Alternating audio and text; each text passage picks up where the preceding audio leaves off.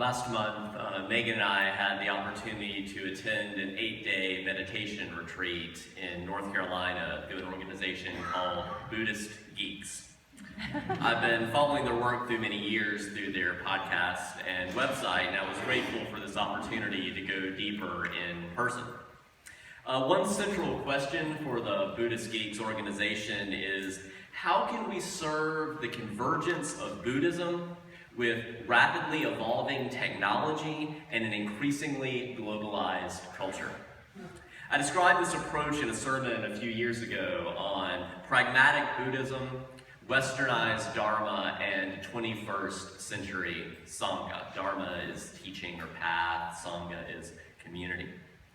The basic idea is that in contrast to just believing stories about what someone allegedly experienced thousands of years ago, whether in Buddhism or any tradition, pragmatic Buddhism emphasizes what can you confirm in your first-hand experience.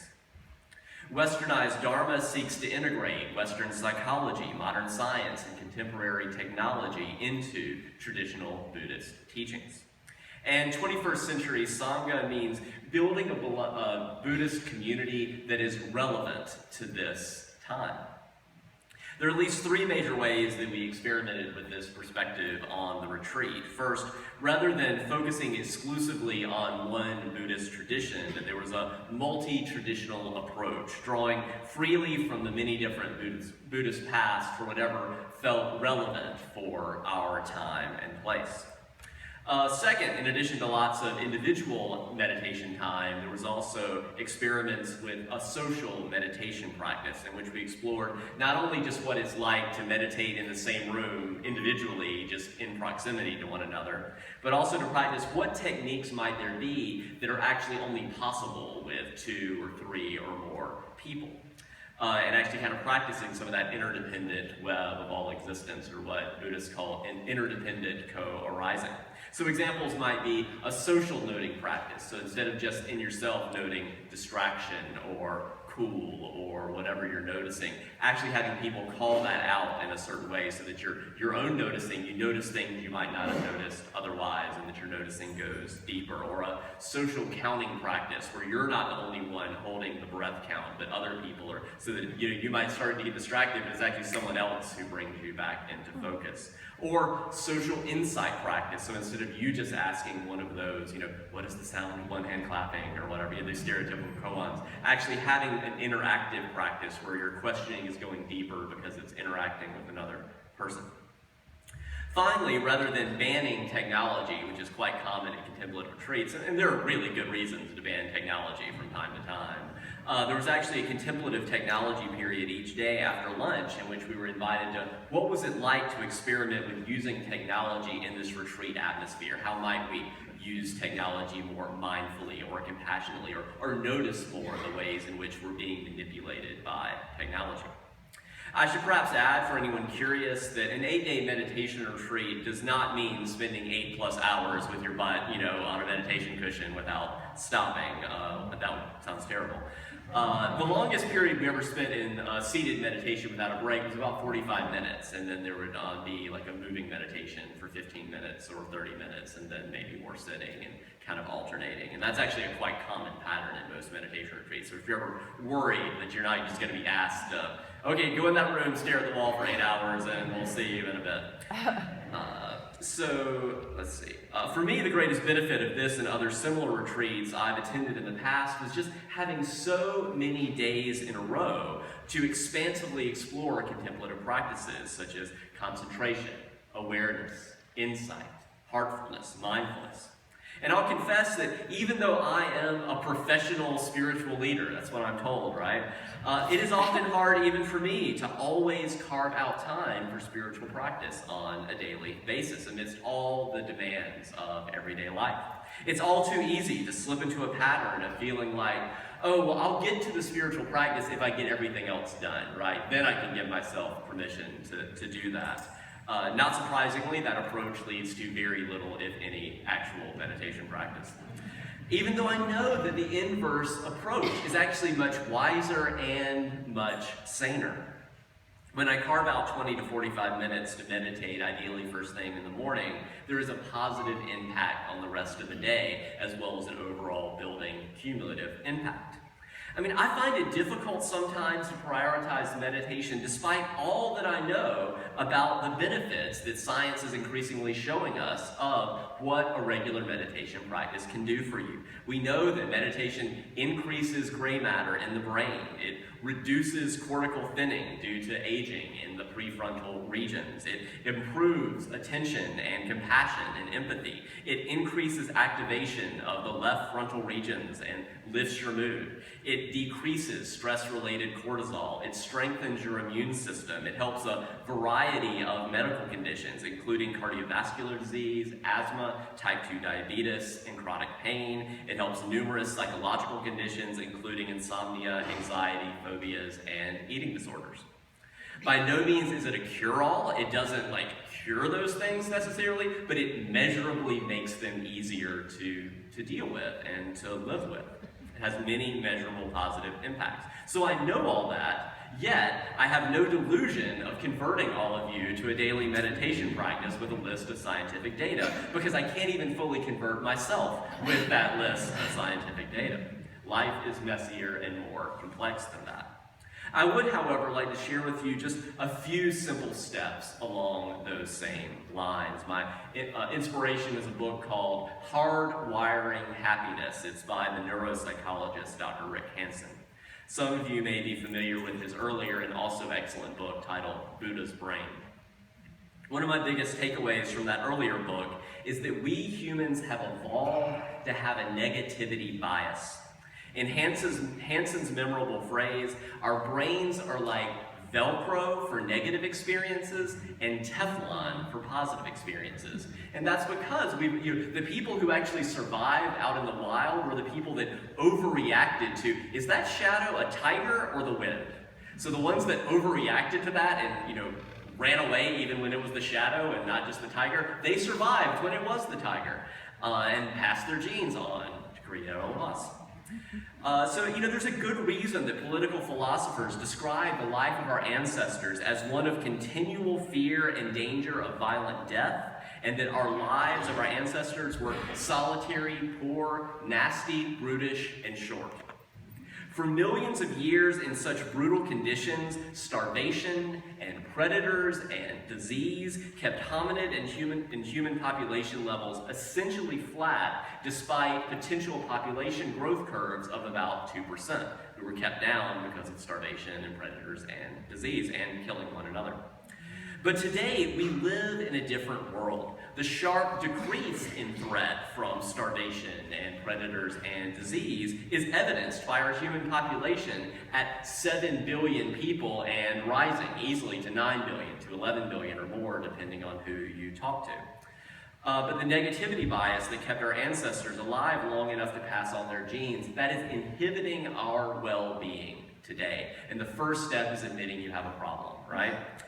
Because of our negativity bias, scientists estimate that for most of us, we need a 3-to-1 positive to negative ratio, ideally higher, to counterbalance, so to have sort of a positive outlook on life. We need about 3 positive experiences to every negative experiences to counterbalance the ways that our minds are like Velcro for negative experiences and Teflon for positive experiences. I suspect most of you can think back just over the past week or so to something negative that happened and fixating on it, right? You want to just kind of put it behind you, and your mind kept you up at night, or you're like, God, this thing happened, and there might have been 10,000 great things about that day, but that, most of you probably know what I'm talking about, the way our minds can fixate on the negative.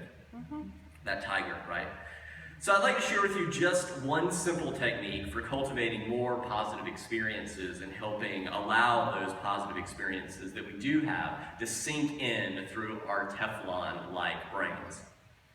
In my spiritual direction training, the word we used for this practice was savoring. When something good happens, slow down if you can. Take a few deep breaths and just say, wait, I want to really enjoy this peach. I want to really enjoy this conversation, this cup of coffee, this whatever. Really notice all the aspects of that experience that are pleasurable. This practice can be done a few times a day. It can be done as little as 5 seconds, 10 seconds, 20 seconds. But what doesn't work is just going through your day, one damn thing after another, right? That will not integrate those positive experiences, and you'll just be stuck with those fixating on the negative ones. It's really incredibly simple, but a way of really increasing this ratio of positive to negative experiences in your life. So when you linger for a few moments over a positive moment, you help take it instead of fleeting and really embed it. Because to quote another of those catchphrases from neuropsychology circles, neurons that fire together, wire together. And that's what you're doing. Dr. Hansen's acronym for this approach is HEAL, H-E-A-L. So H, have a positive experience. That's the H in HEAL. Enrich it, absorb it, and link positive and negative material. Part of me actually prefers the simple one-word savoring, right? Just savor it. Simple, keep it simple. But I do think there's actually something to that HEAL if you want to think a little more in a more nuanced way about it. But if this what I'm about to describe in the next minute or so doesn't work for you, just savor it. That's fine. So to give just a brief overview of Hansen's process. So the the H in HEAL is have a positive experience. Hansen is using that word experience intentionally. He wants us to move from fleeting pleasures or just passing positive thoughts to actually have an emotionally rewarding experience. You're taking 5, 10, 20 seconds or more to actually really have a positive experience. Importantly, you don't even have to wait for a positive experience to come. You can just set an alarm on your iPhone for 9, noon, and 3, and at each of those times, either savor something that's happened in the day, or just think back to your past. It works equally well if you just think back to some pleasant moment in your past and further deepen it, and further you think back to this pleasant moment. That is actually a positive experience, one that most of us don't necessarily take time for in our busy lives. So think about things that you're grateful for, bring to mind a friend, recognize a task that you created. Don't just check it off your to-do list. Just take 5 or 10 or 20 seconds to be like, oh, it's great to cross this thing off my list, all right? Just really savor that. Step 2, the E in HEAL, is to enrich it. Take those few deep breaths, really linger on the experience, notice your feelings. What am I feeling? Am I mad? Am I sad? Am I glad? Am I joyful? Really linger on your experiences of what's rising up in your body. Gently encourage the experience to be more intense. Step 3, the A in HEAL, is to absorb it. Explicitly set an intention along the lines of, I really want to let this moment sink in. You may even want to experiment with visualizing the experience or a symbol of the experience sinking into your chest, or perhaps visualize it kind of in front of you and then integrating in your head and then absorb and then let it descend down into your heart, into your head, and then descend down into your heart. Hansen writes, know that the experience is becoming part of you, and it's a resource inside you that you can take wherever you go. So the next time you're fixating on a negative experience, you can pull one of these positive experiences out of your back pocket. These experiences that we consciously integrate can be powerful lifelines when those inevitable negative experiences come along that our brain just wants to latch onto like Velcro. Finally, step 4 in L is HEAL. This one's the most complicated, so this may well not make sense. Hansen goes very in-depth in it in his book, but this is an optional kind of advanced step of how do we begin to kind of even uproot some of the negative experiences. So L is link the positive and negative experiences. He says, when attempting to savor a positive experience, you may find that a negative experience that's associated with this positive experiences begins to lurk around the back of your mind. For example, while attempting to savor a wonderful moment of connection with a friend, you might sense this experience making contact with feelings of loneliness from your past. So Hansen says that's actually an opportunity. If the negative material is trying to hijack your attention, drop it and note it, and then try to focus only on the positive. And when you feel you have sort of recentered in the positive, you can let the negative gently come back into the periphery of your awareness. And then to continue uprooting the negative material, he says a few times over the next hour, this part is starting to feel unrealistic to me. For myself, may or may not be realistic to you, but he says, be only aware of neutral or positive material, which also brings to mind neutral things, so people, situation, ideas, and then begin to associate that with the negative. So you're sort of taking the negative and making it neutral and associating it with the positive. So that's the most complicated part, clearly. Over time, what you're doing is slowly changing the pattern of how your brain free associates. A fancy name for this dynamic is self-directed neuroplasticity. So self-directed neuroplasticity. More colloquially, Hansen calls it hardwiring happiness. There's a lot more to say about all this, and the best part I found of comparing sort of Buddha's brain to hardwiring happiness is there are just a ton of practical steps in this hardwiring happiness book. Tons of practices, 21 day, what you can do differently for 21 days to sort of do all of this. So that's to sort of incorporate these techniques into your everyday life. But overall, the major paradigm shift that he is seeking is to cultivate spending more time in what he calls our brain's green responsive mode, and much less time in what he calls our brain's red reactive mode. So, red just reacts to something, versus saying, okay, something just happened. I'm going to respond to that, right? So stimulus response, stimulus reaction versus stimulus, okay, how do I want to respond to this? When we're in that red reactive mode, the amygdala, that's those two almond-shaped cluster of neurons that are in our in the temporal lobes of our brains, that when you're reacting and seeing red, your amygdala is dominating your brain. It's been called the fight or flight, or the have sex with it or kill it part of our brain. By no means am I saying that we want to get rid of the amygdala, this evolutionary inheritance from our ancestors. That saves our life in high-threatening situations. If you put your hand on something hot, you want your amygdala to react. If you're trying to run you over with a car, you want your amygdala. But this evolutionary inheritance from our ancestors that can save our life in a high-threatening situation, it's causing us to live for many of us, to live in this high, ratcheted up state of anxiety all the time, and even though there's 7+ billion of us on the planet. So contemplative practices can help cultivate those more evolved parts of ourselves that the prefrontal cortex makes possible: compassion, clarity, concentration, equanimity. Contemplative practices from a high-impact type practice, like cultivating a 20-minute, 30-minute, hour, even up to 2 hours a day meditation routine, that can help get us more in our prefrontal cortex. But so can a lower-impact practice like savoring, like this HEAL method. It can get us into our prefrontal cortex and out of our monkey mind, our reptilian brain. For now, I'll leave the final words to Rick Hansen. He writes that the reactive mode of the brain has worked well for survival for most of human history.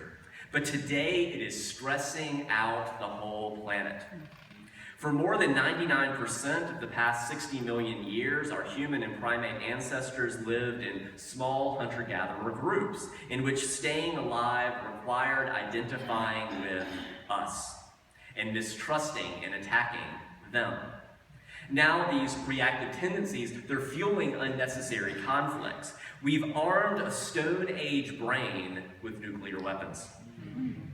Meanwhile, the fearful, greedy, self-centered, reactive settings of the brain promote a kind of gorging of the Earth's limited resources that is causing deforestation, mass extinction, climate change. But imagine a world in which the critical mass of human brains spent most, if not all their time, occasionally in red reactive mode, but most of their time in responsive mode, in reactive mode. Eventually there would come a tipping point. Now people would still lock their doors at night, they would still reach for a profit, they would still disagree and compete with one another. But the ancient fires of fear and frustration and heartache would be banked low or beginning to extinguish from lack of fuel. Think back to that spoken meditation earlier, to times you've been on a spiritual retreat or a vacation that was actually relaxing.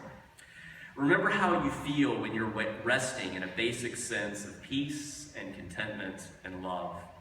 Remember what it's like to be with other people who are in that same state of equanimity, rest, peace, contentment, love, calm. Imagine what your family would be like, what your workplace, what your community might be like if most everyone were in that centered, responsive mode. The best part of this vision is it doesn't have to end in our imagination. There are simple, practical steps that we can take ourselves, that we can teach to others for cultivating more compassion, more calm, more contentment in ourselves, in others, and in our lives.